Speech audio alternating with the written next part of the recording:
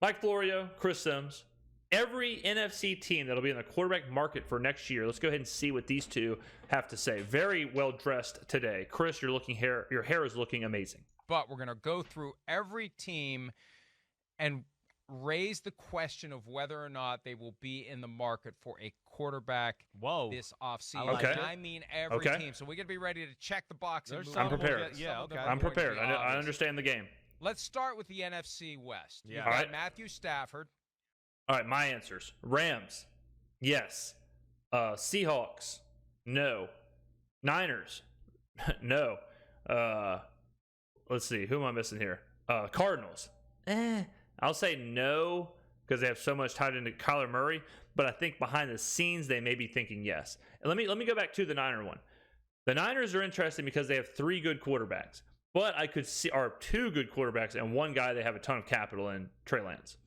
I could see them making a huge splash for a player like Aaron Rodgers or Tom Brady and really pushing for a Super Bowl. I think they are a quarterback away from being the best team in the NFL by far. And I think that if they had someone like Rodgers, like Brady available, I think they'd go ahead and make that move. They're going to have to get off these quarterbacks. I think they could hold Purdy, have Purdy as the backup. Getting off Trey Lance is going to be tough, and getting off of Jimmy Garoppolo will be tough. But I think that one's like a tweener. I'd like to think that they're entertaining the idea of keeping Baker Mayfield around as a backup. Right. It ain't going to work if he keeps playing like he did last Thursday night. Somebody's going to make him the starter somewhere else. I agree. Rams, I mean, I don't think they're going to be in the market, so we can move on. They're got Matthew Stafford. They need, but they I should think Stafford, be in the market for a veteran backup. I think Stafford will retire. That you can't trust. All due respect. No question. I could see Stafford retiring. I would agree with that. I mean, it's Matthew Stafford we've seen is getting up there, and he's been banged up a little bit. We've already covered the Cardinals. I think we agree they need a veteran bridge guy potentially to whenever Kyler Murray is healthy. It can't be a young guy. Why can't it be Colt McCoy? Colt McCoy is, I think, is a fine backup. I think that's fine. Kyler, the thing now, you imagine if Kyler comes back, right? And he's not Kyler. I mean, could certainly be a thing. Someone as dynamic as he is, a knee injury like that, and you've got $150 million, whatever, tied into him. I think if you're the Cardinals, you blow it up. You get rid of Kingsbury. You the writing's on the wall with Kyler. If it is, I think you move off that as well. They are on the edge. It can't be Colt McCoy. I think Colt McCoy's already putting out the indications he's done anyway. They need somebody established who can come in and run the offense while they wait for Murray to be healthy. Agree or disagree? Agree with you there. I don't know who that guy will be. And maybe it ends up being a Sam Darnold or somebody. Yeah, it could be a number of guys. But, yeah, I would think you got to bring somebody in there to make sure, hey, if he's not ready to go, we don't just totally fall off the side of the earth here. In theory, some would say it could be Baker Mayfield, but there's a history between him and Cliff Kingsbury that probably that ain't going to happen. I know. Happening. Yep. Probably prevent that from happening. 49ers. You got Trey Lance. You got Brock Purdy. And, look, they think they found their quarterback, but keeping with the trend of recent 49ers quarterbacks, he got injured in his first start. Purdy and Lance, are they gonna finally say yes to Tom Brady? Are they gonna look for somebody else? Do they keep Jimmy G? What do you think they do? I think they're gonna stay. I don't think they're gonna be in the market. I don't. I mean, would I be? I will go ahead and predict Jimmy G will not be a Niner. And man, the Trey Lance one is the tough one because man, like, punting on him after seeing him for so little, man, I just don't know what his value would be.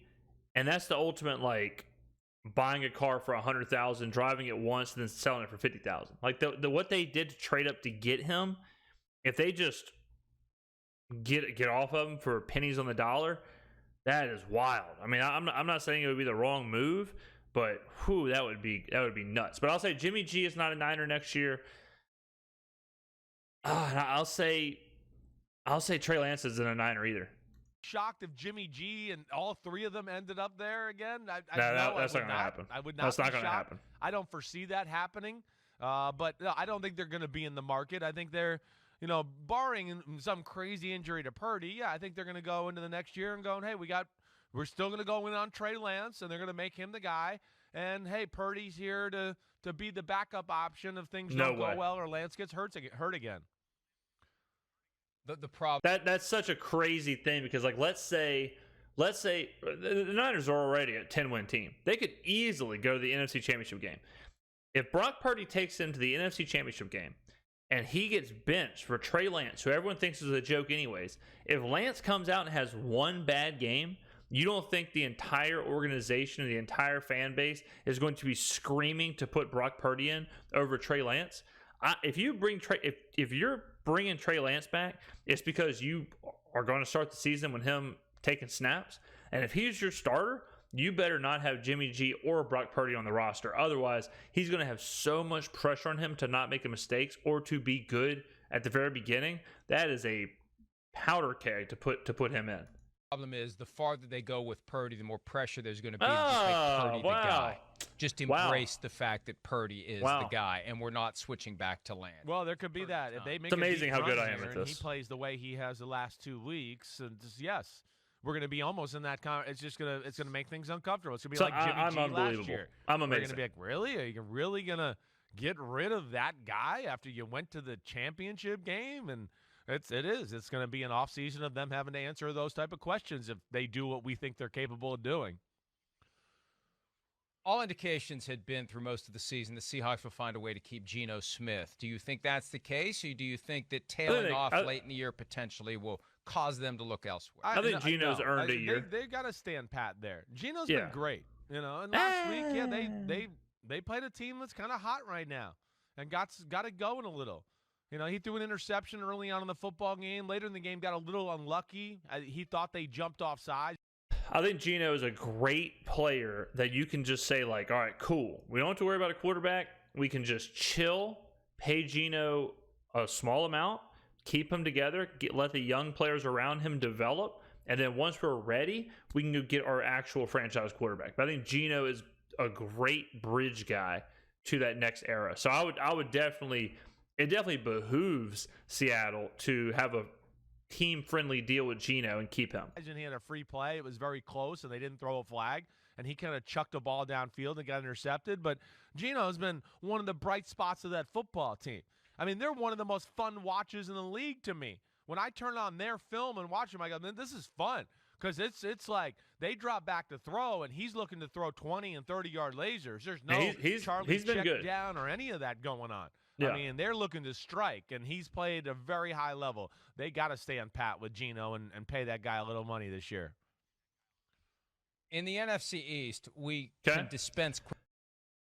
So we have Commanders. Wentz isn't going to be the starter. Heineke, do you start the season with Heineke? Are you okay with that? I got to think on that. Cowboys, Dak, as long as he's there, he'll be the guy. Eagles, obviously, they're cool with Hurts. Giants, ooh, mama. I don't think Daboll likes Daniel Jones. I don't think he trusts Jones. I don't think he's there with Jones. Now, if they go, they're a 9-win team, does Jones get another half year? Does Jones get another chance here? I don't know, man. I mean, I think if the possibilities are there, I think the Giants move off Jones. I don't think they do something drastic, but I think I'm just trying to make something up. But if Aaron Rodgers said, I want to be a Giant, I think they'd move off Jones pretty quick. I think if they don't have something like that, I think they could start with Jones and give him another half season, but be ready to get off of him. But I don't think Daboll has a lot of faith in him. Quickly with the Eagles and the Cowboys, they're not going to be. They're okay. The Giants with Daniel Jones. Okay, I don't think that at the end of the day they're going to keep Daniel Jones. Do you agree? And do you have a feeling as to where Brian Daboll and Joe Schoen may lean? That's another part too. Schoen came with Daboll, so that's not his guy. The starting quarterback is not either of their guy. That never helps, that never helps in keeping someone whenever the two decision makers didn't bring you in. So that could be a problem too. My thing with the Giants is where do you go? They're not going to have that's my biggest question is, okay, if you do move off Daniel Jones, what do you do next? Do you go find some guy? Do you go find a franchise quarterback? Where are you going to find him from? So that there's a lot of questions for the Giants to move off of. They're not ready for a rebuild. They're probably going to be an 8-9 win team if they're looking for a veteran. Well, I feel like they're going to keep Daniel Jones. Wow. I do. From all indications, people I know, I still think they have the same thought about Daniel Jones. But he's a really great leader.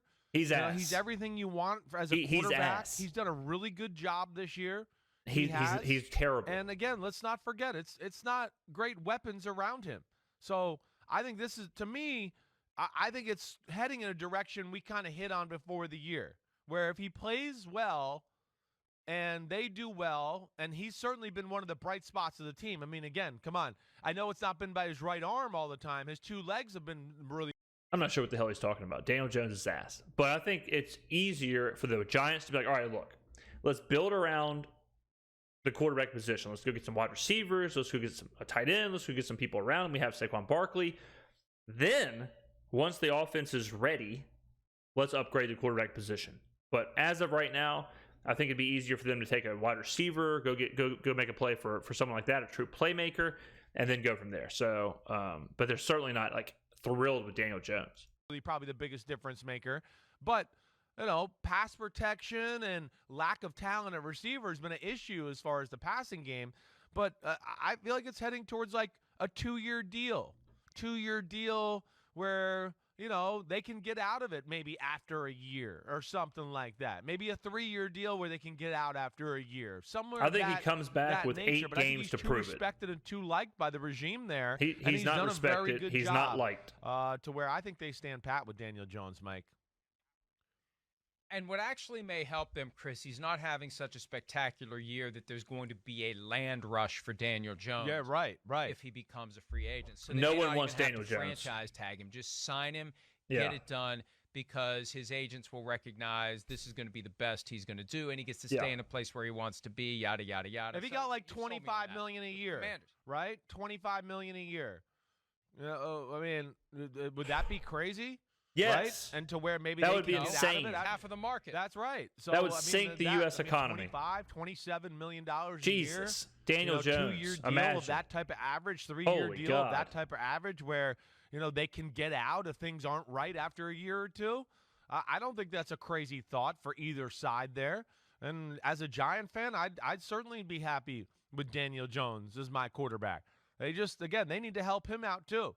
They've helped him out a little Chris bit this sounds year, insane but now right it's time to get some receivers. He sounds in like there, a crazy some guys person that he can really throw to, that they can become dangerous and can make him look a little bit better.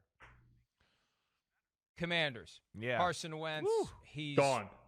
Benched. Right. Taylor he's Heineke gone. is getting it done. He may take them to the playoffs again. I feel like they keep trying to find reasons to move on from Heineke. Do they embrace him, or do they once again try to find somebody else? Well, I feel like they're going to be in the market. I do. Agreed. Taylor Heineke, unfortunately, is that guy where I think they'll be happy, or they'll be content with starting the season with Heineke as their starting quarterback if that's how it plays out. But I think they will be having conversations to solidify that position. Hey, he makes some magic happen in the games, but then when the game gets over and they win or they make the magic happen, we forget where we go. Gosh, like he missed like 7 easy throws in the game, where like the Giant game would be the perfect example. I mean, we talked about that day, the next day after. He was off that game. I mean, he missed a number of big throws to where you go, man, he hits those throws. They should have beat the Giants. Now he makes magic happen and drives them down to score late, and we tie, and we go, man, Heineke time. But we forget about some of the meat and potatoes where you go back, well, they shouldn't even had Heineke time. It should have been game over time, but he didn't capitalize in those. So that's where I feel like Heineke, when teams in Washington goes back and evaluates him after the year, they're going to look at it and I don't think he's a starting quarterback. It's good, and hey, he's scrappy, but do we really think he can be the guy that can consistently lead us over the top? And I think he'll be in the market, Mike. Yeah. And look, I don't know. I mean, what do you they're think? A team last year that called every team right after they didn't get a chance at Matthew Stafford. Not that they were going to anyway. That was a Rams-Lions inside job, and that's fine. They're allowed to do that. They don't have to make him available to every team for any offer that a team would make. I have the Commanders circled in pencil as a team to watch for Tom Brady. Just if he decides to No way. If Tom Brady goes to the Commanders, I will eat my hand on camera. play. We're going to talk about him coming up. But if he decides to play, they got all the ingredients that you would be looking for. Don't they? They got a great defense. Yeah. No. Offensive line, good enough. Yeah. I don't Skill know. position players, good enough. O-line would if be he decides to play. skeptical, right? O-line would be skeptical. No They way. can put some money. But they That's can the put money dumbest there. thing I've ever Money in heard. the O-line. Sure. Right. I don't know. But Again, what that's I'll one say that I is, was just like, I mean, you're. I mean, I hear what you're saying there. I hear. You know, I but don't at all. I don't know. I just No way. Again, I don't know what you would watch of Tom Brady right now to necessarily look at it and go, I want know. him at 46 to lead He's us. Tom Brady. And the other thing, but you know what you would have? These You two know are what you would terrible. have? a full You'd stadium. have a season of These are at killing or me. full capacity in that hellhole where the Commanders play their home games. Yeah, I know. Brady You're doesn't right wanna go about there? that. Have. Heineke, Why would Brady want to go there? Why would the NFL want Brady to go there with Snyder as the owner, and they hate Snyder and all the problems the Commanders are having off the field? All the places Brady could go, he's going to go to Washington D.C. There's a business reason to wanting him. I get that. You can Every certainly team wants straight him. out the crooked narrative you have around your organization when Tom Brady comes to town. But Heineke is one of those guys too. A little bit like, hey, I got a lot of respect, and he is got moxie, and he's a scrapper, and he makes some plays, and he's clutch in big moments. I also feel like he's been a little fortunate, like this year and back in 2020, where he got to miss the part of the year where the team was struggling and they couldn't protect or run or do anything, and just as things started to get straightened out. The Commanders, to me, are more of the team where, like, when the Raiders move off Derek Carr, that's where Carr goes. When the Colts move off Matt Ryan, that's where he goes. Like that's what I think the Commanders are more. They're more of like the team waiting in the wings for the veteran quarterback to kind of fall off and land in their lap. They're not a team that's going to go get Tom Brady. The starting quarterback got hurt, and then he gets to come over and kind of take over the hard labor, the fruits of the labor of like the first 8 weeks here. I feel like that's what happened to them in 2020. Like they were kind of a mess, and they kind of slowly, Ron Rivera got things good around the middle of the season, and then Alex Smith got hurt, and he got to take over the team when they were just starting to get going a little bit. And again, that's where I'm not sure if I really look at him as a real future NFL quarterback that you can build. And I think they have Sam Howell. Like, I hope I'm not wrong about that. I'm pretty sure they have Sam Howell, and they're going to want to see what he has going on too. So I could see them starting the season with Heineke and then turning it over to Howell and letting him kind of see what's going on. Man, please, God, please let me be right that they have Sam Howell. The organization around. All right, 2 divisions down, 6 to go. I don't know why I thought this was going to be rapid with the Stop talking Buffaloes, so but much. that's okay. Jeez. Maybe True. if we didn't say rapid, me? We're only doing Maybe the if I NFC didn't say here. rapid, it would have taken a whole hour. NFC North, Bears. Okay, Bears, Vikings, Packers, Lions. Bears, no. Packers, interesting. Will Rodgers go? Will it finally be enough from both parties? Rodgers will walk. If he does walk, is it a Jordan Love show?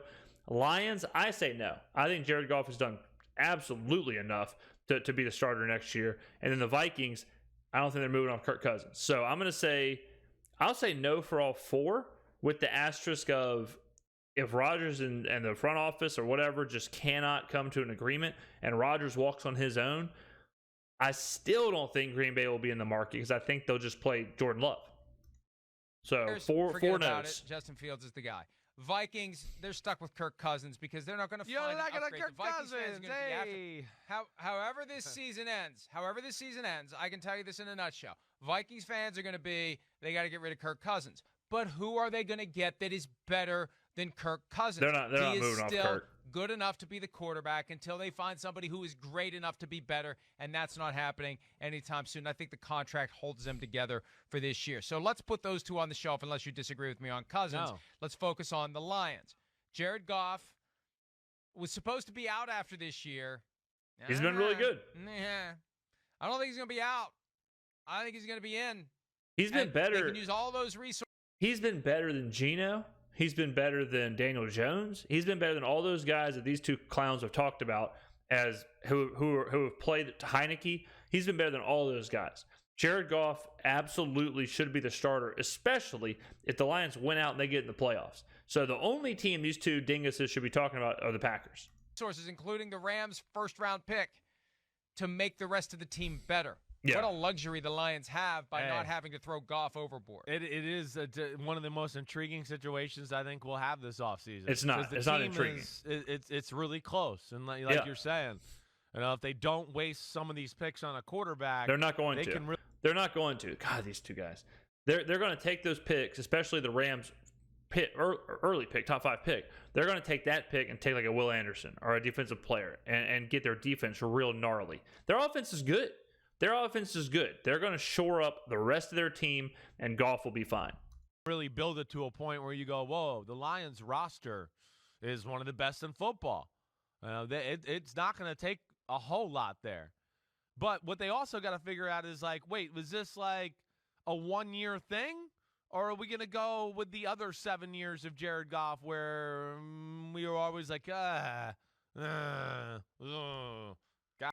not gonna lie. I'm kind of struggling watching these two. I'm struggling listening to Chris Sims right now. But Goff has gone to a Super Bowl. Okay, Goff has had a good year this year, so there's no reason you can't shore up the rest of your team and go into next year and give Goff. Let's say he's terrible in the first 6 games next year, 8 games, 10 games next year. Then you can point at that and say, okay, the rest of our team has gotten pretty damn good. We've reinforced the rest of the team. So now let's go make a real move for a quarterback and let's try and win something. That's totally a luxury they have. Gosh, man, he misses throws. Man, he's bad in the pocket. Man, when it's cold, he doesn't make any throws or plays. I mean, so that's where they got to figure that out. And but as it stands right now, Mike, I think I kind of lean towards what you're saying, that they're going to stand pat and they'll address other needs on their football team.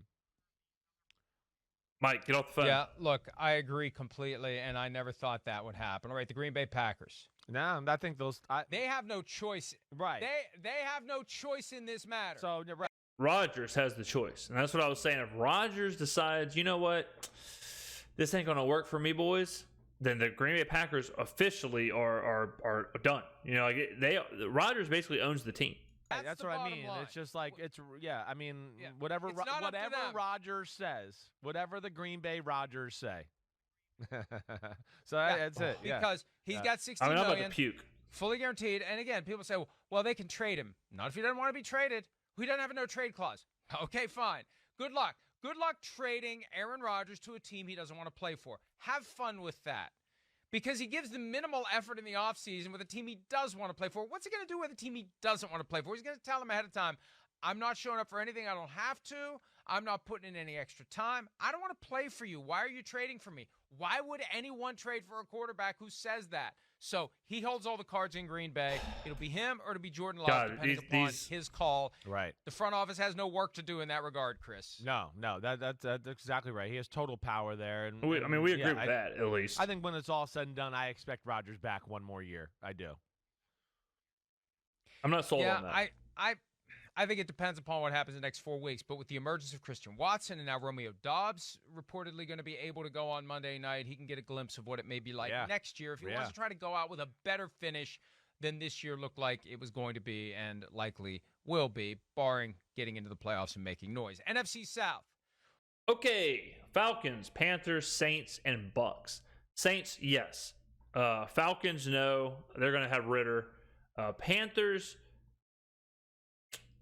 is tough because I think Darnold, some combination of like, hey, look, we're not a quarterback away. Let's try and fix some of these other problems. Is it going to be Steve Wilkes? Are they going to get a new head coach?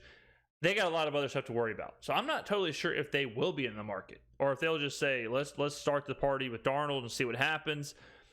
The Bucks, I think Brady's gone. I think Brady is gone. So if Brady leaves, they got to do a lot. Is Bowles going to be the head coach next year? Probably not.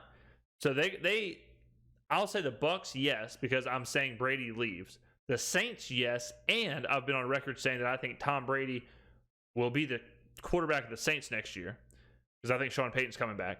So I'll say yes for the Saints, yes for the Bucks, no for the Falcons, and I'll say no for the Panthers as well because they have too much else to do. I'm looking for one to start with where we can say they. Can we just say all of them? They're all in the and market. Just move on to the next division. No, but they're all going to be in the market. The Falcons aren't in the market. Why would why? I'm telling you, I shouldn't have clicked this video, but this will be the last Florio Sims video we do. But why would the Falcons be in the market? You don't think the Falcons are going to want to see what they have in Desmond Ridder? Market. They're all going to be in the market. Yeah, I mean 100%. That's rapid fire. That is next rapid division. fire. I mean, yes, and we'll I mean, maybe Desmond Ridder can play so well here to where the Falcons go, we're just going to look for a backup and he'll be the starter. I don't know. Hey, listen, I will say that Marcus Mariota situation, that's weird. It doesn't look good. Mariota's done. Mariota's done with the Falcons. Like, it's Ridder or bust. I don't understand these media guys who are like, all right, the Niners are going to have to give Trey Lance a start, but they don't think that Ridder's going to have to get a look either. Is it just because that Lance got taken in the top 3? Like, they're both in the same situation. They're a young quarterback who the team has no clue what they can do. They're going to see what they can do, and they're going to give him an opportunity to be the starter. I mean, the Panthers, why would the Panthers be like, you know what, guys? We're in the market. We need to go get a Matt Ryan. We need to go get Carson Wentz. If a quarterback just falls into their lap, Carson Wentz on a 1-year deal, the Panthers may do that. But the Panthers are not starting the offseason saying we need to go find a quarterback. They're trying to figure out who the hell is going to be our head coach, who's going to be any of our position players, what are we doing moving forward. They could draft a quarterback, but I wouldn't consider that being in the quarterback market. I mean, maybe, but I don't think the Panthers have a quarterback very high on their priority list right now. On Marcus Mariota. Very right weird. Now. It does not look good. I mean, and it doesn't look good on the Falcons to just say, "Oh, you want to leave the team? Fine, go ahead, leave the team." Well, they got 52 guys on the roster. What are you gonna do? Yeah. At some point, they got to do something with him. You can I only know. put him on injured reserve if he's actually injured. You can put him on the left squad list and shut him down for the rest of the year. You got to send him the 5-day letter. If he doesn't come back, he don't want want to be left benched. squad list. But just the That's idea it. of sitting back and saying whatever Marcus wants to do is fine with us. That's weird. Yeah, well, that just tells you. I mean, hey, it's it's like Mike Tomlin says. I mean, we want volunteers. We don't want hostages. Yeah, geez, you're our quarterback, and you haven't played well, and that's being nice. He didn't want to be a backup, right? Like, Mariota he didn't play well. They benched him. He left the team. It's Ridder's time. The Mariota conversation ends there. Marcus Mariota is not a starter in the NFL. He's a bridge kind of quarterback. He bridged for the Falcons. They were all right to start the year. He's tailed off, as we all knew that they would, and now it's up to Desmond Ridder to see what he can do, and he will be the starting quarterback for the Atlanta Falcons next year, 100%. So we'll end the video there. Let me know in the comments below. Is your team one of the teams we mentioned? Is your team in the NFC? Is your team looking for a quarterback? Was I right or was I wrong? And my God, if you think I was wrong and these two clowns were right, what are you doing on this channel? Let me know in the comments below which NFC teams will be active in the quarterback market. Thank you for watching. I'll see you on the next one.